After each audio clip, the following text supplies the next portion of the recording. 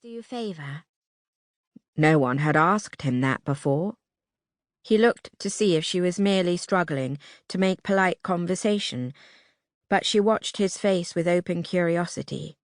She really wanted to know.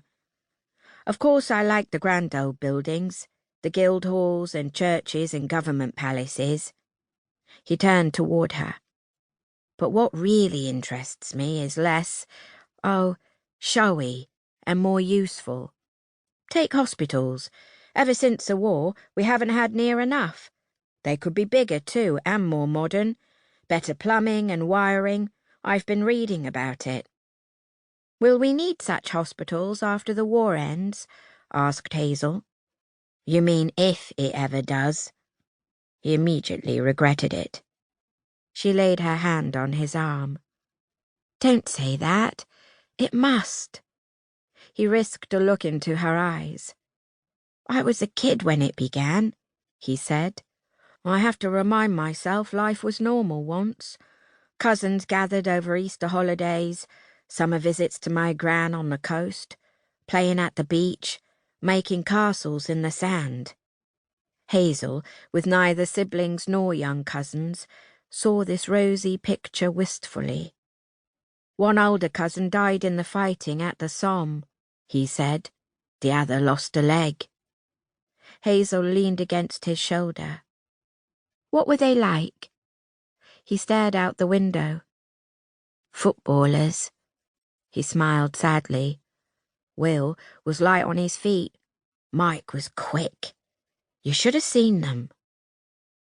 The war must end before long, said Hazel. They can't be insane enough to let it last forever. Besides, the Americans are coming.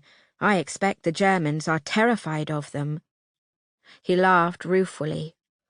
I suppose a German's at least as tough as an American, but the Americans will have the numbers on their side once enough of them get here. He sighed. I wish a couple million would arrive this week. If the war ended Saturday, I wouldn't have to go. Hazel threaded her arm through his elbow.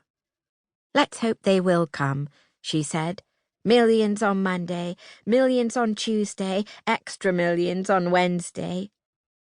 He smiled, but his eyes were sad. I'm a coward, aren't I? He said. Now you know. She reached up and pulled his chin to face her. Not a coward, she said firmly. You'd like to live, and who wouldn't? She smiled. I'd like you to live too. Her face was so near, and her eyes so warm. It took all of James's self-command not to kiss her, there on the train. Not like this, he told himself. Not here. All right, then. He managed a smile. For your sake, I will live, since you want me to. Why wouldn't he kiss her? Hazel tried not to mind. Her gaze kept sliding down to his inescapable lips. I do want you to live, she said. Hurry on back and build those hospitals. Not only hospitals, he said. Factories, warehouses, apartments. With the train lines expanding, there'll be a need for more homes, schools, more communities along the routes. The building magazines all say so. If, after the war, I could study architecture. He caught himself. Surely he was putting the piano girl into a coma of boredom. Sorry, listen to me nattering on.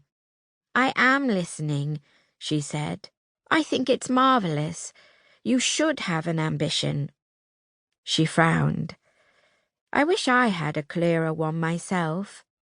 She gazed out the window at drab buildings abutting the tracks. In Poplar, there are awful slums down near the docks. St. Matthias's runs charities for dock workers' families. But I suppose selling jam at bazaars and old books at jumble sales won't fix anything, will it? Not unless you've got an awful lot of books and jam. They only just barely caught the conductor's announcement that they'd reached Gloucester Road.